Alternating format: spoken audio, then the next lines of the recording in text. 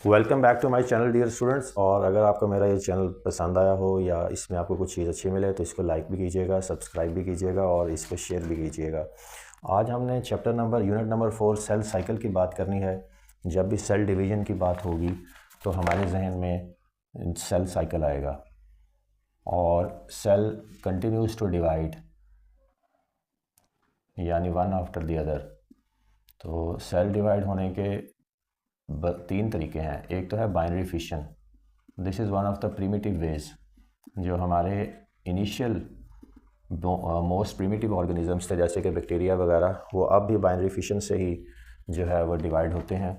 और सिर्फ ये है कि इसमें सिंपल जो है वो एक सेल जो है वो स्टेप वाइज जो है वो न्यूक्लियस जो है ये सेंटर में आ जाता है। न्यूक्लियस में ही सारा जेनेटिक मटेरियल है और इवेंचुअली ये दो हाफ्स में टूट जाता है और ये इस तरह से। तो ये जो ऑटो जनरेट हो जाता है सिस्टम, जो मिसिंग लिंक्स हैं न्यूक्लियस के या उन नेसेसरी ऑर्गेनेल्स के जो कमी बेशी रह जाए, वो सिस्टम जो है उसको ऑटो जनरेट कर लेता है, रीजनरेट कर लेता है। और ये सिंपल एक बाइनरी फिशन है जो कि प्रीमिटिव ऑर्गेनिजम्स में प्रोकैरियोट्स में आज भी होती है। This is simplest form of cell division. तो ये जो बाइनरी फिशन है, this is a type of asexual reproduction, because इसमें सेक्सेस इन्वॉल्व नहीं है। एक ही सेक्स में एक ही इंडिविजुअल है जिसमें मेल और फीमेल दोनों करेक्टर्स प्रेजेंट हैं, necessary enough to carry out the process of cell division और एक नई जान बनने के लिए। तो ये भी सेल डिवीजन है, यानी सेल डिवीजन सेक्सुअल है और एसेक्सुअल है। जो प्रीमिटिव वेज हैं वो एसेक्सुअल के हैं, जो मॉडर्न वे है वो सेक्सुअल रिप्रोडक्शन है। अब ये एसेक्सुअल रिप्रोडक्शन का पहला जो है वो बाइनरी फिशन है, वे। इसके अलावा प्लांट्स में अगर हम देखें एसेक्सुअल रिप्रोडक्शन के तरीके तो ग्राफ्टिंग है, बडिंग है। ये जो तरीके हैं ग्राफ्टिंग, बडिंग, लेयरिंग वगैरह, एक तय दूसरे पे चढ़ाना, ये सारे तरीके जो हैं ये एसेक्सुअल रिप्रोडक्शन में आते हैं प्लांट्स में। तो यहाँ पे भी कोई सेक्सेस इन्वॉल्व नहीं है। एक आपने बड काटा और किसी प्लांट का, उसको दूसरी जगह पे आपने उसको ग्रो कर दिया, ज़मीन में बो दिया और उसने सिस्टम ने जो है वो निचली साइड पे रूट्स और ऊपर वाली साइड पे स्टेम्स एंड लीव्स जो हैं वो ग्रो होना शुरू हो गई, क्योंकि कहीं ना कहीं ज़िंदगी मौजूद थी और उस ज़िंदगी ने अपने आप को रीवाइटलाइज़ किया, रीअरेंज किया और वो सिस्टम चलना शुरू हो गया। इसके अलावा एनिमल्स में एसेक्सुअल रिप्रोडक्शन का एक और तरीका भी है, उसको माइटोसिस कहते हैं। ये जो हमारा है ये जो हमारे सोमैटिक सेल्स हैं यानी cells other than reproductive cells, ये माइटोसिस से डिवाइड होते हैं। ये भी एक किस्म की बाइनरी फिशन ही है और एक सेल जो है वो दो में डिवाइड हो जाता है। और इस तरह से होता है कि यहाँ अब होता ये क्योंकि यूकैरियोट्स में है माइटोसिस। यूकैरियोट्स के बारे में हम जानते हैं कि इनमें वेल डिफाइंड ऑर्गेनेल्स हैं, वेल डिफाइंड न्यूक्लियस है, well defined organelles, well defined nucleus है। उसकी वजह से फिर यहाँ पे यूकैरियोट्स में वो जो एक सेल का दो में टूटना है, इसमें बाज़ाब्ता तौर पर जो है वो हमें क्रोमोसोम्स विजिबल हैं। क्रोमोसोम्स जिन पे जेनेटिक मटेरियल डीएनए की फॉर्म में मौजूद होता है या डीएनए जिस पे जेनेटिक मटेरियल होता है। तो ये थोड़ी सी ज़रा पर्सोनिफाइड है, एडवांस लेवल है, लेकिन होता यही है कि पहले एक सेल, बॉडी सेल, उसमें जो है वो ये एक क्रोमोसोम है और ये दूसरा क्रोमोसोम है। तो ये क्रोमोसोम जो हैं ये सबसे पहले डबल अप होंगे यानी रेप्लिकेट होंगे। रेप्लिकेट होना क्यों ज़रूरी है? रेप्लिकेट होना इसलिए ज़रूरी है ताकि जो इंडिविजुअल जो हमारा ऑफस्प्रिंग बनेगा उसमें इक्वल नंबर ऑफ़ सेल्स होंगे, इक्वल नंबर ऑफ़ क्रोमोसोम्स होंगे जितने पेरेंट सेल्स में थे। तो इसमें इक्वल नंबर ऑफ़ क्रोमोसोम्स का होना ज़रूरी है, तब वो माइटोसिस कहलाएगी। अब ये जो बाइनरी फिशन है इसमें किस लेवल की इक्वालिटी है हम इसके बारे में कुछ नहीं जानते, क्योंकि वेल डिफाइंड न्यूक्लियस ही नहीं है, वेल डिफाइंड ऑर्गेनल्स नहीं है। लेकिन माइटोसिस क्योंकि यूकैरियोटिक ऑर्गेनिजम्स में है जिनका वेल डिफाइंड क्रोमोसोम है, वेल डिफाइंड न्यूक्लियस है, वेल डिफाइंड ऑर्गेनल्स हैं। तो यहाँ पे हम इस चीज़ को स्टडी करके पता कर चुके हैं कि जब क्रोमोसोम जो कि फंडामेंटल है जेनेटिक मटेरियल की, यानी कि it contains DNA, it contains the genetic material genes in the form of genes, a specific coding. अब यहाँ से ये देखें, ये वन ऑफ द क्रोमोसोम है, ये सेकंड क्रोमोसोम है, इस पर जेनेटिक मटेरियल अब ये रेप्लिकेट हुआ किसी स्टेप पे जाके, और रेप्लिकेशन के नतीजे में अब ये पहले तो ये रेप्लिका जो है ये आपस में जुड़ेंगे, ये इस तरह से, यानी पेयर्स में एग्जिस्ट करेंगे। अब ये 1, 2 और 3, 4 और ये सेंट्रो एक पॉइंट है, जंक्शन है, जहाँ पे ये किसी प्रोटीन से जुड़ जाते हैं और उसके बाद ये अपने आप को अरेंज कर लेते हैं टुवर्ड्स पोल्स अपार्ट।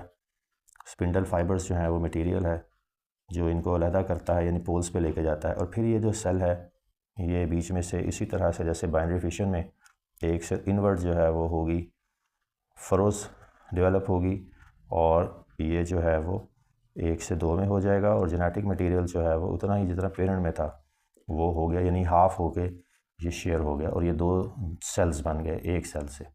तो जो हमारे बॉडी सेल्स हैं अदर दैन रिप्रोडक्टिव सेल्स, उनमें जो है वो माइटोसिस टेक प्लेस करता है टू प्रोड्यूस न्यू सेल्स। के बाद थोड़ी सी इसके बाद आती है दूसरी type of reproduction, second type of reproduction जिसकी हमने बात की। सेकेंड टाइप ऑफ रिप्रोडक्शन जो है ये, दिस इज़ सेक्सुअल रिप्रोडक्शन। इसमें सेक्सेस इन्वॉल्व हैं, मेल एंड फीमेल।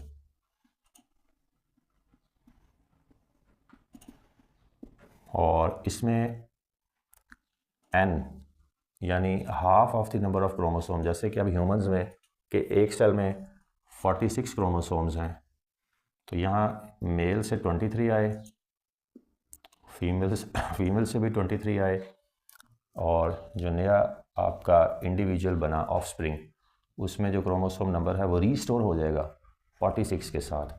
तो हम माइटोसिस और मायोसिस को इस तरह भी कहते हैं कि इसमें हैप्लॉइड नंबर ऑफ क्रोमोसोम से इनिशियली बात स्टार्ट होती है फ्रॉम ईच पेरेंट, क्योंकि इसमें पेरेंट्स इन्वॉल्व हैं तो हाफ होके एक पूरा सेट कंप्लीट होगा मायोसिस में। लेकिन माइटोसिस में क्योंकि वो बॉडी सेल से डील करती है, cells other than reproductive cells, तो उसमें टोटल जो है वो एक कार्बन कॉपी आप कह सकते हैं कि क्रोमोसोम्स की पेरेंट से एक सेल से वो 2 में ट्रांसफ़र हो जाती है रेप्लिकेशन के नतीजे में, followed by division, replication followed by division. So meiosis में मेल और फीमेल सेक्सेस इन्वॉल्व हैं, 23 मेल से 23 फीमेल से, और ये 46 के साथ सिस्टम पूरा हो जाएगा। This is meiosis, it takes place in sex cells. Sex cells कौन से हैं? Sperms for male and eggs for female. अब इस ब्रीफ इंट्रोडक्शन के बाद हम इसकी कुछ मज़ीद डिटेल्स देखते हैं, कुछ बातें जो हमें पता होनी चाहिए। वो है कि डीएनए कंटेन्स जेनेटिक मटेरियल।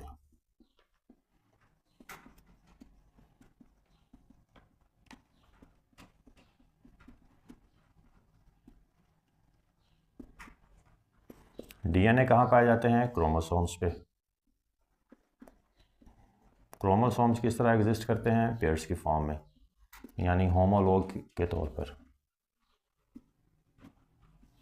और डीएनए में क्या है? जीन्स। और क्या है?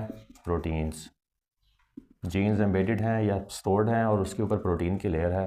प्रोटीन हिस्टोन प्रोटीन है, और जीन्स के बारे में हम जानते हैं कि ये स्पेसिफिक किस्म की कोडिंग है जो आरएनए की प्रेजेंस में होती है। तो इसमें मैसेंजर आरएनए का रोल है, ट्रांसफ़र आरएनए का रोल है, राइबोसोमल आरएनए का रोल है, और ये एक कोडिंग है जो डीएनए पे सीक्वेंस बनती है। किसकी? नाइट्रोजनस बेस पेयर्स की।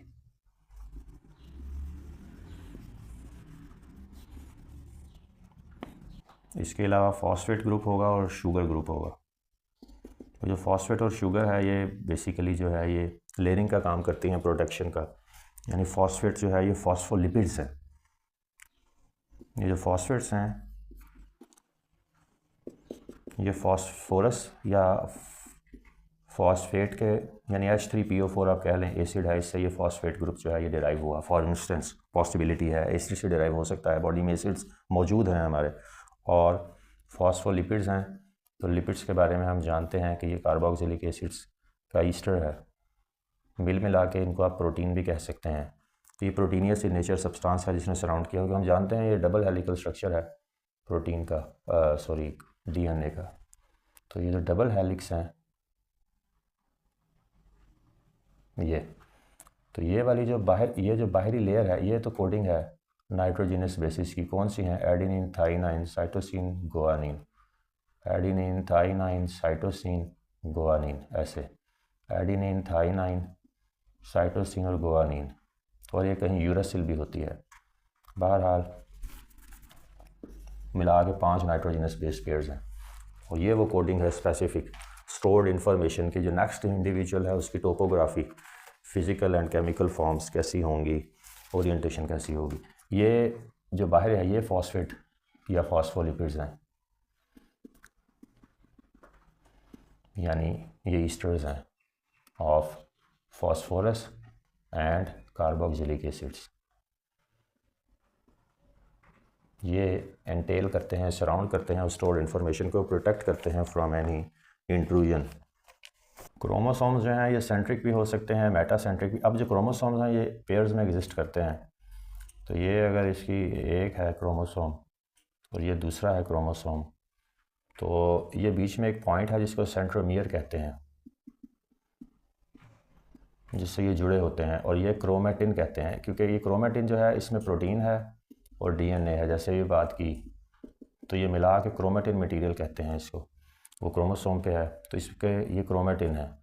तो दूसरे लफ्ज़ों में इनको सिस्टर क्रोमेटिड्स कहते हैं या क्रोमेटिड्स कहते हैं। ये इसमें कितने हैं? 1 2 2 क्रोमेटिड्स हैं। तो ये है एक क्रोमोसोम। तो मेटासेंट्रिक, सब मेटासेंट्रिक वो होगा with respect to position of centromere. ज़रूरी नहीं है कि सेंट्रोमियर बिल्कुल दरमियान में ही हो। काइनेटोकोर इस पर एक प्रोटीन होती है, क्योंकि जो आने वाली चीज़ है, यानी जब सेल डिवीजन में बात जाएगी तो स्पिंडल फाइबर इस पॉइंट से आके खींचते हैं। तो प्रोटीन जो है वो मीडियम प्रोवाइड करती है कि जहाँ पे आके सबस्ट्रेट जो है वो अटैक कर सके। तो वो उसके प्रोटीन में ऐसे स्लॉट्स मौजूद होते हैं, इसलिए वो यहाँ पे आके ही जब ये अटैक लॉन्च होगा स्पिंडल फाइबर्स जो हैं वो यहाँ पे आके करेंगे। अब यहाँ ये सेंट्रोमियर की पोजीशन फ़र्क हो सकती है, या बिल्कुल सेंटर में होगा या बिल्कुल सेंटर में नहीं होगा। तो उस हिसाब से इनकी पोजीशंस हैं मेटासेंट्रिक, सब मेटासेंट्रिक,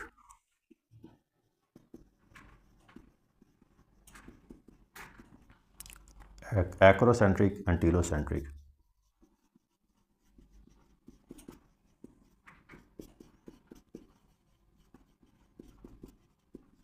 सेल साइकिल बाज़ाब्ता तौर पर चेंजेस हैं जो सेल में टेक प्लेस करती हैं। Changes which takes place within a cell between two consecutive cell divisions। सेल तैयारी करता है सेल को डिवाइड करने के लिए। उसमें तैयारी में प्रेपरेशंस में क्या क्या चीज़ें आती हैं, जिसको इंटरफेस कहते हैं। इंटरफेस स्टेज ऑफ मायोसिस या माइटोसिस। इंटरफेस बीच में आने वाला फेज़ दो सेल डिवीजन्स के है ना, इंटरफेस। और इंटरफेस में क्या क्या तैयारियां हैं?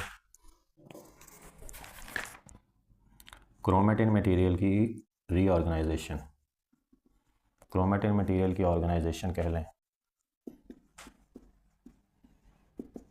ऑर्गेनाइजेशन का मतलब ये है कि डीएनए या क्रोमोसोम्स जो हैं वो एनलार्ज होते हैं। क्रोमोसोम्स प्राइमरीली हम कहेंगे, डीएनए तो विद इन क्रोमोसोम्स हैं, एनलार्ज इन साइज होते हैं ताकि जो सेल डिवीजन है वो फॉर्मिडेबल तरीके पर हो सके। डीएनए और हिस्टोन्स मिलके क्रोमेटिन मटेरियल बनता है, जैसे कि पहले भी अभी बात की। DNA and histone commutatively form the material which is the genetic material in totality in chromatin material। और अगर हम एक दफ़ा फिर क्रोमोसोम को बनाएं ये, तो ये क्रोमेटिड है या क्रोमेटिड है, क्रोमेटिन है, ये 1 क्रोमेटिन है, दिस इज 2nd क्रोमेटिन। और ये काइनेटोकोर है। काइनेटोकोर वो प्रोटीन जो प्रोटीन है काइनेटोकोर, यानी आने वाली स्पिंडल फाइबर्स जो हैं जब खींचेंगी इसको तो वो यहाँ से खींचेंगी। तो बेसिकली ये सेंट्रोमियर है, वो पॉइंट ऑफ अटैचमेंट, और काइनेटोकोर वो प्रोटीन है जो सेंट्रोमियर पे प्रेजेंट है for further processing and cell division के फर्दर फेजेस के लिए। ये जो क्रोमेटिन मटेरियल है ये कंडेंस होता है क्रोमोसोम्स में। इनिशियली इसको क्रोमेटिन मटेरियल कहा जाता है क्योंकि विजिबल नहीं है, विजिबल होता है as chromosomes during cell division. तो इनिशियली हम इसको क्रोमेटिन मटेरियल इसलिए कह देते हैं कि डीएनए भी है, प्रोटीन भी है, और विजिबल नहीं है, अपेरेंट नहीं है एज क्रोमोसोम्स। तो जब ड्यूरिंग सेल डिवीजन ये विजिबल हो जाएगा तो फिर इनको क्रोमोसोम्स कह देंगे। अब हम डियर स्टूडेंट्स इंटरफेस की बात करते हैं। अभी इंटरफेस का लफ्ज़ लिखा है वही कर रहे हैं। इंटरफेस में सेल किस किस्म की तैयारियां करता है? एक तो डीएनए की एलोंगेशन है। इसमें 3 फेजेस हैं बेसिकली, नाम से अगर करें तो। एक है G1 phase, S phase and G2 phase. G for gap है, S फॉर स्टेशनरी है एंड G2 फेज़। अब इसमें जो सेल के अंदर तगय्युरात होते हैं वो बेसिकली क्या है? ओवरऑल अगर बात करें तो G1 फेज़ क्या है? Extended metabolic activity. क्योंकि एनर्जी चाहिए, वो स्टोर कर लेता है ATPs की फॉर्म में सेल, तो वो मेटाबॉलिक एक्टिविटी बढ़ानी पड़ेगी सेल को, एक्सटेंडेड मेटाबॉलिक एक्टिविटी कहना पड़ेगा। जो S फेज़ है इसमें रेप्लिकेशन होती है डीएनए की, क्योंकि रेप्लिकेशन होना ज़रूरी है। जैसे कि अभी हमने इसको देखा भी, रेप्लिकेशन क्यों रिक्वायर्ड है। Replication of DNA takes place in S phase. फिर G2 फेज़ है। G2 फेज़ में cells grow in size, organelles get ready for all necessary processes to be conducted। तो आप लिख लें इनको, cells grow in size, organelles get ready, organelles, cell organelles get ready for all necessary processes to be conducted।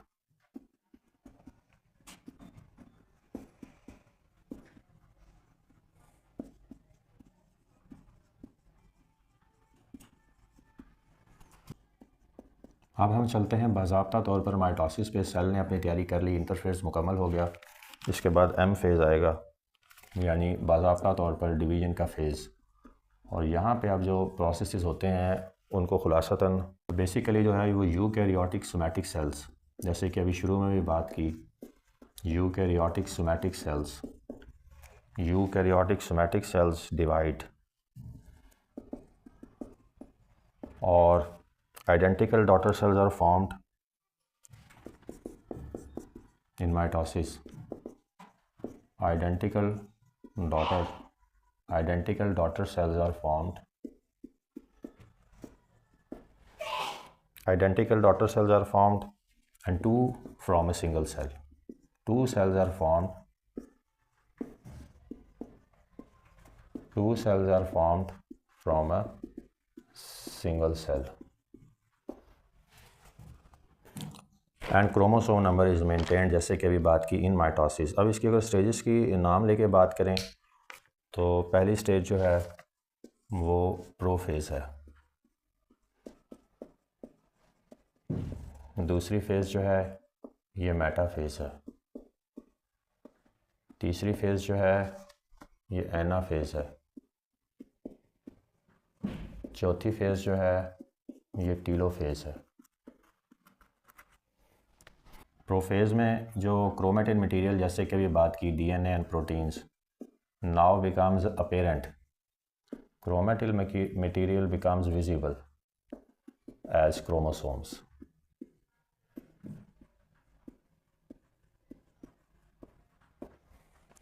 Spindle fibres are formed. अब ये centrioles एक organelle है जिसके अंदर माइक्रोट्यूब्स होती हैं जो स्पिंडल फाइबर्स को अरेंज करती हैं।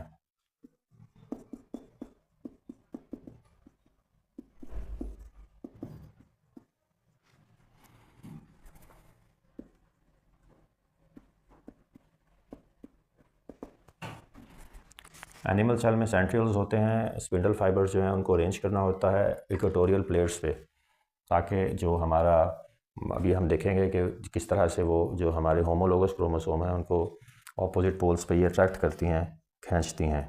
तो ये है पहला काम। इसमें एक और काम भी है प्रोफेज में होता है, वो nuclear envelope disappears.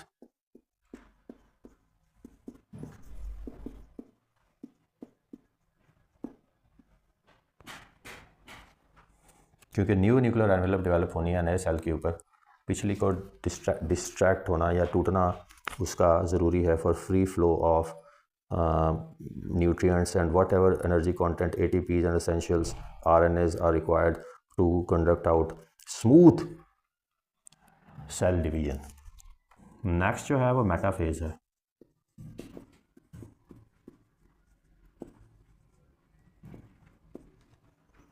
Chromosomes line up at equator.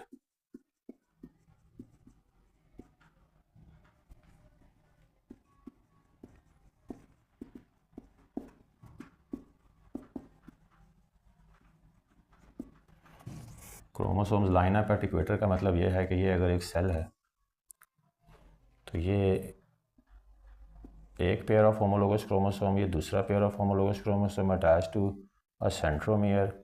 यहाँ पे आप बात की थी ये स्पिंडल फाइबर्स की अरेंजमेंट की, तो उनका यहाँ होना ज़रूरी है, यानी इस एंड पे, और यहाँ से ये जो है वो फिर जो पुश है पुल है उसको एग्जर्ट करेंगे. एक इधर से एक इधर से सेंट्रियोल्स जो हैं इनको यहाँ अरेंज करते हैं, और ये इधर से और ये इधर से. तो ये जो एक खींच पैदा होगी उसके नतीजे में जो हमारा जो होमोलोगस क्रोमोसोम है वो सेंट्रोमियर से टूट जाएगा. तो यहाँ यही है मेटाफेज पे कि chromosomes split up at centromere और start to split up at centromere. ये इक्वेटोरियल प्लेट है जो सेल को इक्वली दो हिस्सों में डिवाइड कर रही है. क्रोमोसोम्स स्टार्ट splitting up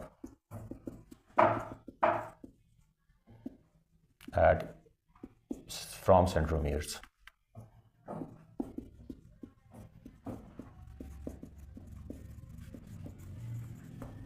अब हम चलते हैं एनाफेज पे.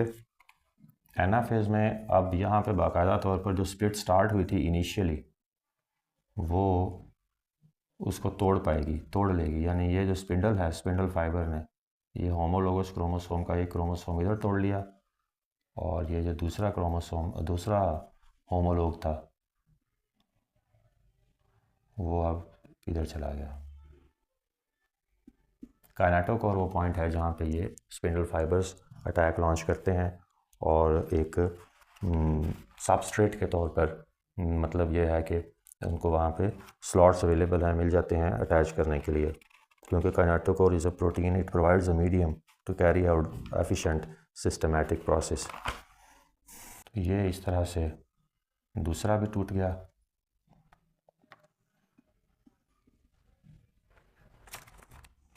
ये एनाफेज में होगा. स्पिंडल फाइबर्स कॉन्ट्रैक्ट, यानी इसमें जो काम है spindle fibres start contracting. Spindle fibres contract. Chromosomes move towards the opposite poles.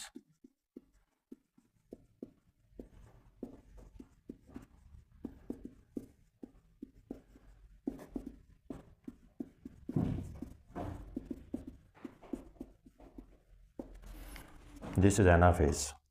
चौथा फेज है टीलोफेज.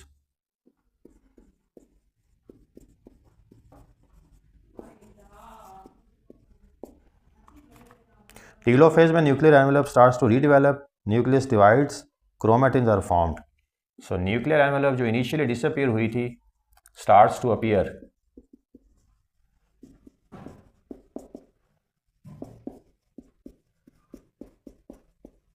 और न्यूक्लियस डिवाइड्स 1 से 2 में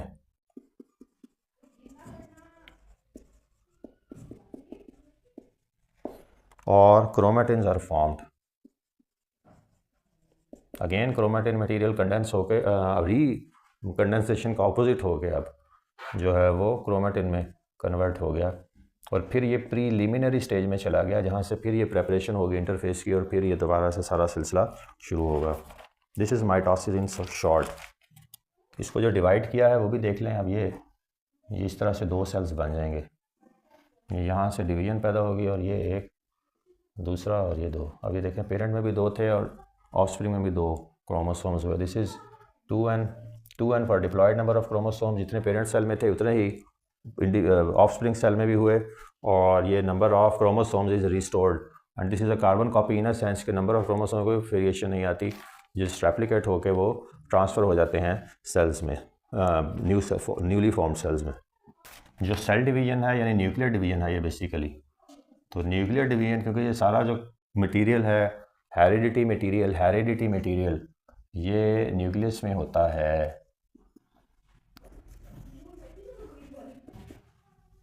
तो जो न्यूक्लियर डिवीज़न के बाद दूसरी डिवीज़न की बात आती है, यानी इसको कहते हैं कैरियोकाइनेसिस, और दूसरी डिवीज़न जो है वो साइटोकाइनेसिस है। इसमें साइटोप्लाज्म डिवाइड होता है। अब जो लास्ट में टीलोफेज हुआ है ये एक किस्म की साइटोकाइनेसिस है, क्योंकि जो क्रोमोसोम्स थे वो तो अलग पहले ही हो गए तीसरे फेज़ में, एनाफेज़ में, लेकिन बाज़ाब्ता तौर पर जो सेल है वो 2 हिस्सों में तकसीम हुआ टीलोफेज़ में। ये साइटोकाइनेसिस है। Cytokinesis is division of cytoplasm. Cytokinesis is division of cytoplasm,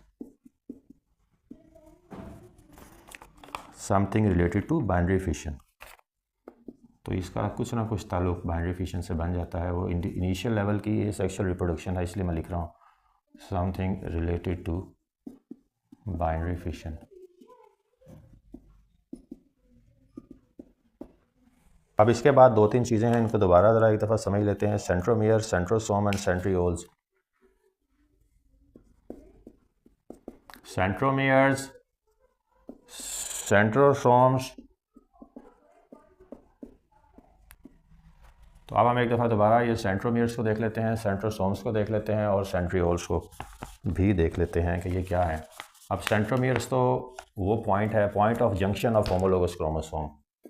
इसको आप लिखेंगे point of junction of homologous chromosomes.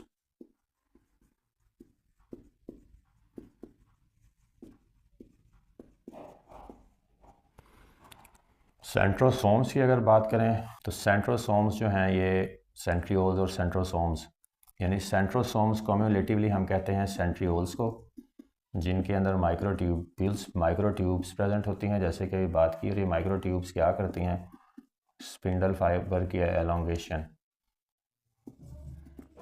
या इनकी अरेंजमेंट। तो स्पिंडल फाइबर्स जो हैं इनको सॉर्ट आउट किया जाता है। ये कुल मिलाकर जो पैक है सेंट्रियोल्स का, माइक्रोट्यूब्स का, स्पिंडल फाइबर्स का, ये सेंट्रोसोम्स कहलाता है। और फिर ये मिल मिला के एक अरेंजमेंट तय होती है। इक्वेटर्स पे पोल्स अपार्ट अरेंज होना ज़रूरी है ताकि फिर कंडेंस इसका एलोंगेशन और शॉर्टनिंग का सिलसिला चले, और उसके नतीजे में फिर जो क्रोमोसोम, होमोलोगस क्रोमोसोम है वो सेंट्रोमियर से ब्रेकअप होना शुरू हो। ये 2 टर्म्स हमें पता होनी चाहिए, एपोप्टोसिस और नेक्रोसिस। जब भी सेल डिवीज़न की बात करते हैं तो सेल अगर अनयूजुअली ग्रो होते चले जाएं, यानी ये जो सेल साइकिल है ये कंट्रोल्ड ना हो, कंट्रोल्ड एनवायरनमेंट में ना हो, और डिसऑर्गेनाइजेशन या मिसमैनेजमेंट स्टार्ट हो जाए। और ये मिसमैनेजमेंट कई तरह की हो सकती है। न्यूक्लियर जो जेनेटिक मटेरियल है, जेनेटिक मटेरियल ये सही तरह से इसकी कोडिंग ना हुई हो, यानी जैसे हमने नाइट्रोजनस बेसिस की बात की, स्ट्रैंड्स की, डीएनए की कोडिंग में कोई इशू आए, क्रोमेटिन मटेरियल की कंडेंसेशन में कोई इशू आए, इसके बाद आरएनए सिंथेसिस में कोई इशू आए, आरएनए एंड प्रोटीन सिंथेसिस में कोई इशू आए,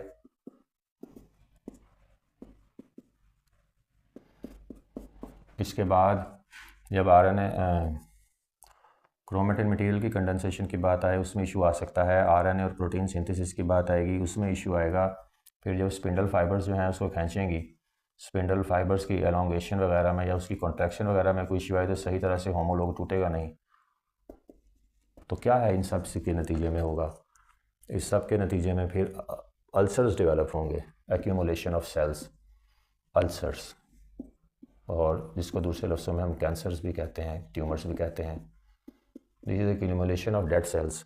एक तो है accumulation of cells which can be live, which can be dead, लेकिन ये है कि वो बनते चले जाते हैं अनयूजुअली, कोई पैटर्न मिस होता है इनमें से किसी न किसी चीज़ का, और फिर वो जो सेल्स बनते हैं वो डिस्ट्रक्टिव होते हैं और उनका एक नेगेटिव टॉक्सिक इफेक्ट होता है बॉडी पे, वो लीथल होते हैं। तो एक तो कुदरती अमल से जिस जिस्म एक नॉर्मल तरीके से तो सेल्स को वाइप आउट करता जाता है after certain period of time, जो वेरी करता है डिफरेंट बॉडी सेल्स के लिए। नर्व सेल्स ने कितने देर के बाद डिटीरियोरेट होकर ख़त्म होना है, लिवर सेल्स ने, लंग सेल्स ने, वगैरह वगैरह। लेकिन एक फिर जब ये सारा सिस्टम गैर कुदरती हो जाए, अननेचुरल हो जाए, एरर्स और ओमिशंस वाला हो जाए, फिर जो सेल्स बनते हैं वो टॉक्सिक हैं और वहाँ पे फिर ऑटोफेजी जो है वो स्टार्ट हो जाती है, यानी सेल्स जो हैं वो डिस्ट्रक्टिव हो जाते हैं और वो एक्यूमुलेट होना शुरू हो जाते हैं बॉडी में। उनको खाना मुश्किल हो जाता है, उनको सारों को वाइप आउट करना सिस्टम से मुश्किल हो जाता है बॉडी के सेल्फ डिफेंस सिस्टम के लिए, और यूँ अल्सर्स, कैंसर्स और ट्यूमर्स बनने शुरू हो जाते हैं। ये सेल्स अननेचुरली नॉर्मल सेल्स के एक्यूमुलेशन है, which can be live, which can be dead. अगर डेड हैं तब भी पॉइजनस हैं, अगर लाइव हैं तो फर्दर ये ग्रो करते चले जाएंगे और डिवाइड होते चले जाएंगे, फर्दर पॉइजन क्रिएट करेंगे। तो ये अपॉप्टोसिस जो है ये प्रोसेस है जिसमें फिर बॉडी आहिस्ता आहिस्ता जो है वियर एंड टीयर का शिकार हो जाती है। और नेक्रोसिस जो है ये भी ट्यूमर्स पैदा होने का तरीका है, एक्सटर्नल फैक्टर्स। ये जो अपॉप्टोसिस है ये इंटरनल फैक्टर्स के नतीजे में बॉडी का कैंसेरियस मटेरियल डेवलप करना है, और नेक्रोसिस जो है ये एक्सटर्नल फैक्टर्स, मिसाल के तौर पर कोई इन्फेक्शन हो गई, मिसाल के तौर पर कोई टॉक्सिन्स बाहर से आ गए और उसने जो सेल साइकिल है उसको मुतासिर करना शुरू कर दिया, तो फिर उसके नतीजे में जो सेल्स नए बनेंगे वो एबनॉर्मल होंगे, वो सिंड्रोम ज़्यादा होंगे और वो पैनिक क्रिएट करेंगे, बॉडी को डिसफंक्शनल कर देंगे over a period of time. जहाँ एक्यूमुलेट होंगे वहाँ ये कैंसेरियस मटेरियल में कन्वर्ट हो जाएंगे एवेंचुअली। फिर या तो वो रूट आउट करना पड़ेगा लेज़र थेरेपी वगैरह से, और ये नहीं रूट आउट कर पाते तो एवेंचुअली डेथ होगी। मायोसिस की बात करें तो it's a type of sexual reproduction.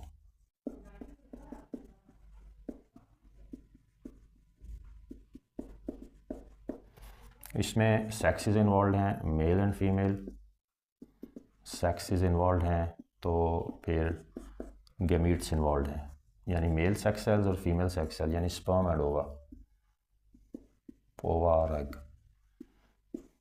Embryo की फॉर्मेशन है, फिर डेवलपमेंट के कई स्टेजेस हैं जब तक कि नया ऑफस्प्रिंग डेवलप नहीं हो जाता, क्योंकि ये ट्रांसफ़र ऑफ मायोसिस के नतीजे में ट्रांसफ़र ऑफ करेक्टर होता है from parents to offsprings, unlike mitosis. So transfer of characters from parents to offsprings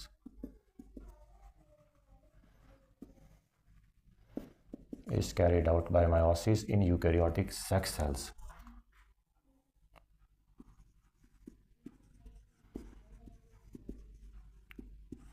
और मायोसिस के नतीजे में फिर वेरिएशंस भी होती हैं। मायोसिस के नतीजे में क्योंकि क्रॉसिंग ओवर होती है, साइनेप्स होता है, तो वो भी हम देखेंगे कि क्या है। तो इसमें जो न्यू इंडिविजुअल्स है उसमें वेरिएशंस होती हैं। तो माइटोसिस की तरह कार्बन कॉपी नहीं बन जाती, यानी कि कॉपीड मटेरियल नहीं है totally same photo copied material, बल्कि इसमें वेरिएशंस भी हैं। इसलिए फिर मायोसिस जो है वो आजकल के हिसाब से, क्योंकि सर्वाइवल ऑफ द फिटेस्ट की बात भी है, एनवायरमेंटल वेरिएशंस भी से भी कोप करना होता है। इस तरह के कई एक्सटर्नल और इंटरनल फैक्टर्स हमें मिला के जिनसे बॉडी ने, ऑफस्प्रिंग ने, एक स्पीशी ने लड़ना होता है, तो वहाँ वेरिएशन ज़रूरी हैं, वो मायोसिस के नतीजे में ही आएंगी। इसलिए मैंने लिखा है कि जो ट्रांसफ़र ऑफ करैक्टर्स हैं, अब इसमें हर किस्म का करैक्टर है, वो करैक्टर जो वेरिएशन पैदा, वो करैक्टर जो न्यूली एनवायरनमेंट में रहने के लिए ज़रूरी है उसकी ट्रांसफ़र की बात कर लें, या किसी भी करैक्टर के ट्रांसफ़र की बात कर लें जो कि नए ऑफस्प्रिंग में होना ज़रूरी है, वो मायोसिस के नतीजे में ट्रांसफ़र होगा। मायोसिस के नतीजे में फिर वेरिएशंस हैं, वेरिएशंस जो हैं वो ज़रूरी हैं। मायोसिस में haploid number of cells from each parent contribute करता है फाइनली। मिसाल के तौर पर ये एक सेल है, ये मेल का होमोलोगस क्रोमोसोम है, ऐसे बना देंगे शेप। ये फीमेल का है होमोलोग, ये होमोलोग वैसे बाद में बनते हैं, पेयरिंग अप और होमोलोगस क्रोमोसोम सेल डिवीजन के ड्यूरिंग कोई स्टेज आती है। अब ये मेल है और ये फीमेल है, अब ये 2n है, ये 2n है, यहाँ से एक कोई आएगा और यहाँ से कोई एक आएगा, इन दो में से ये n हो जाएगा। तो पेरेंट से offspring, this is offspring, this is n number of chromosome, parent से, तो इसको कहते हैं एन। अब ये एन जो है इसकी रिपीटेड डिवीजन होगी सेकंड मायोटिक डिवीजन, तो फिर जो है ये रेप्लिका हो जाएगा और ये फिर 2n पे बात चली जाएगी। तो ये वाली बात जो है कि जो ऑफस्प्रिंग है उसमें n नंबर ऑफ़ क्रोमोसोम होगा, यानी पेरेंट में अगर 2n है, a pair of homologous chromosome है, तो ऑफस्प्रिंग में जो है वो एक पेयर आएगा, यानी एक इसमें से और एक इसमें से। तो इस वजह से फिर म्यूटेशंस का, वेरिएशंस का, म्यूटेशंस का भी चांस बढ़ जाता है, यानी change in genetic code, variations का चांस भी बन जाता है, और इंडिविजुअल जो है वो पेरेंट की कॉपी नहीं होते बल्कि वेरिड होते हैं करैक्टर्स में, और फिज़िकल साथ में भी, इंटेलेक्ट में भी, क्वालिटीज़ में भी, वगैरह वगैरह। तो कुछ बातें इसकी लिख लेते हैं मायोसिस की। It's a type of asexual reproduction, type of asexual reproduction है मायोसिस, ये इसकी पहली बात है। दूसरी बात यह है कि गैमीट्स आर इन्वॉल्व्ड। तीसरी बात यह है कि स्पर्म्स, यानी गैमीट्स का मतलब यह है कि sperms and eggs are involved.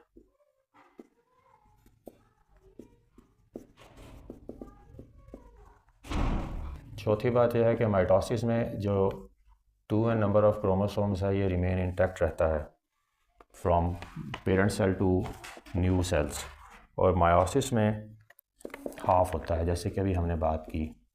In meiosis half from each parent.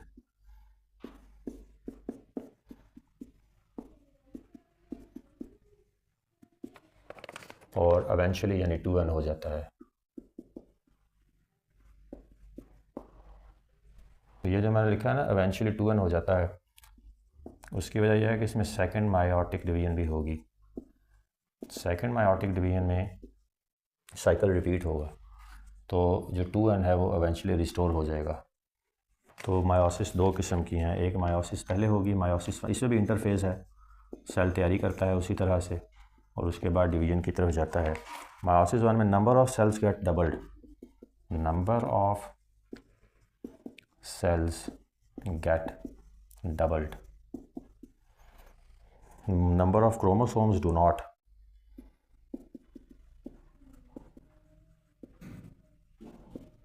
Number of chromosomes do not get doubled, so half the number of chromosomes per cell. So half the number of chromosomes per cell,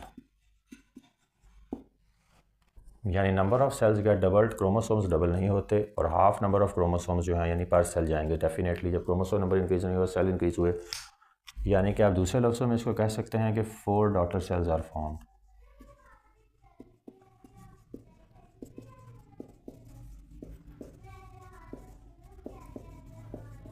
Four daughter cells are formed containing half the number of chromosomes than the parent cell.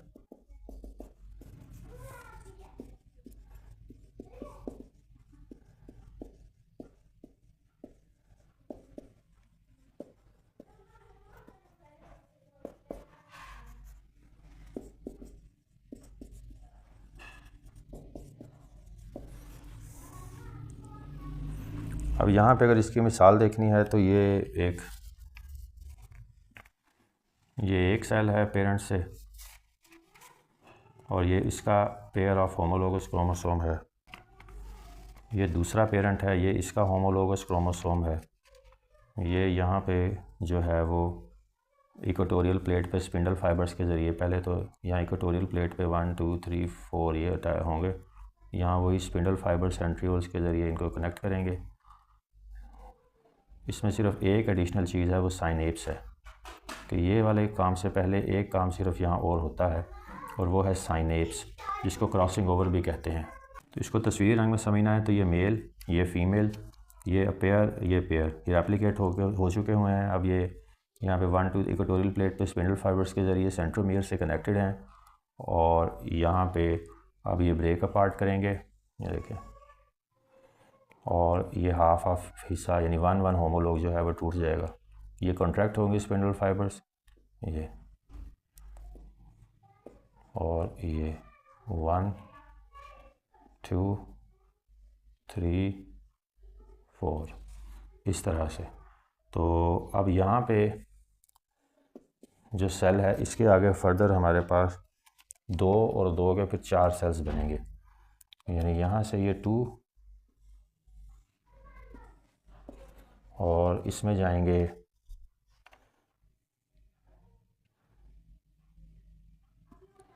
ये, इसमें ये 4 इसमें चले जाएंगे, 4 और इसके बाद ये सेल फर्दर डिवाइड होगा और ये 2 तक बात चली जाएगी, यानी 1 2 4 डॉटर सेल्स फॉर्म होने का मतलब ये है कि जब सेल ने रेप्लिका करना है इनिशियली और एक मेल से 2 पेयर ऑफ होमोलोगस क्रोमोसोम और फीमेल से 2 पेयर ऑफ होमोलोगस क्रोमोसोम होंगे, तो 4 डॉटर सेल्स का फॉर्म होना ज़रूरी है, जो कि हैप्लॉइड नंबर ऑफ क्रोमोसोम रखेंगे दैन द पेरेंट सेल।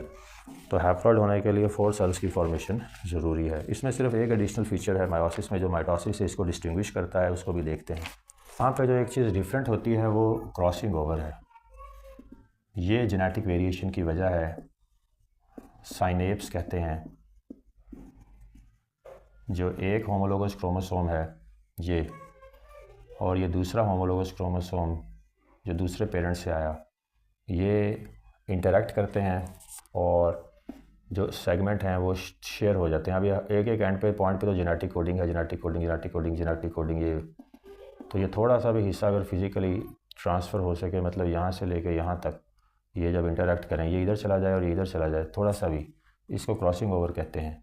तो क्रॉसिंग ओवर जो है, साइनेप्स का मतलब ये है इनका आपस में जुड़ना, तो एक दूसरे के ऊपर लेयरिंग हो जाती है इनकी, जो कि 3 डायमेंशंस में ड्रॉ ज़्यादा अच्छी होगी। और उसके बाद फिर जो है जब उन्होंने अलग होना है तो कुछ ना कुछ इसमें हिस्सा जो है वो रिप्लेस हो चुका होता है एक दूसरे का। तो वो एक छोटा सा सेगमेंट भी हो सकता है, इतना भी और इससे बड़ा भी और इससे कम भी। तो जितना सा हिस्सा डिस्प्लेस हुआ है या चेंज वो है, वो वेरिएशन जो फादर या मदर से ऑफस्प्रिंग की होगी, क्योंकि फिर बाकी सीक्वेंस भी सारी मिला के देखी जाएगी तो वो टोटल चेंज हो जाएगी। तो ये है क्रॉसिंग ओवर, जो मायोसिस और माइटोसिस को प्राइमरी डिस्टिंग्विशिंग फीचर इसका क्रॉसिंग ओवर ही है। ये मायोसिस माइटोसिस में नहीं होगी, ये सिर्फ मायोसिस में होगी। मायोसिस 1 है तो मायोसिस 2 भी है। ये जो हैप्लॉइड नंबर ऑफ सेल है इसको दोबारा डैप्लॉइड भी तो होना है, यानी वो जो 4 डॉटर सेल्स बने ये सब n नंबर ऑफ क्रोमोसोम्स रखते हैं दैन द पेरेंट सेल। ये डिवीजन में जाने से पहले फिर डिप्लॉयड होगा और उस डिप्लॉयड को होने में जो है वो यानी कि माइटोसिस होगा। Meiosis followed by mitosis, meiosis followed by mitosis होगी तो फिर ये जो क्रोमोसोम नंबर है वो क्या हो जाएगा, वो रीस्टोर हो जाएगा, यानी ये हैप्लॉइड से फिर डैप्लॉइड में चले जाएंगे और फिर ये दोबारा इस काबिल होंगे कि ये किसी सेक्सुअल डिवीजन में या मायोसिस में टेक प्लेस कर सकें। हैप्लॉइड होगा फिर इनका नंबर आगे जाके, तो ये सिलसिला चलता रहेगा। इसलिए meiosis is followed by mitosis to restore the diploid chromosome number. इसमें भी कैरियोकाइनेसिस है, यानी डिवीजन ऑफ न्यूक्लियस। मायोसिस में भी डिवीजन ऑफ न्यूक्लियस, और साइटोकाइनेसिस भी है, division of cytoplasm, division of nucleus, division of cytoplasm. Interface का सेशन भी है जो हमने शुरू में बताना चाहिए था, लेकिन इंटरफेस का सेशन भी है और वही इसमें इंटरफेस के बाद प्रोफेज़ है, प्रोफेज़ 1, प्रोफेज़ जैसे माइटोसिस में है वही प्रोफेज़ है, वही मेटाफेज़ है, सब कुछ वही है, सिर्फ हैप्लॉइड नंबर ऑफ सेल्स है। एनाफेज़ है और टीलोफेज़ है। और इसको इस तरह कर देते हैं प्रोफेज़ 1 एंड प्रोफेज़ 2, क्योंकि सेकंड मायोटिक डिवीजन भी होती है। Metaphase 1 and metaphase 2, anaphase 1 and anaphase 2, telophase 1 and telophase 2। तो इंटरफेस जो है वो इनिशियल स्टेज है, प्रेपरेशन का स्टेज है जिसमें सेल ग्रो करता है, डीएनए ग्रो करता है, न्यूक्लियर मेम्ब्रेन डिसअपीयर होती है, आरएनए का सिंथेसिस होता है वगैरह वगैरह।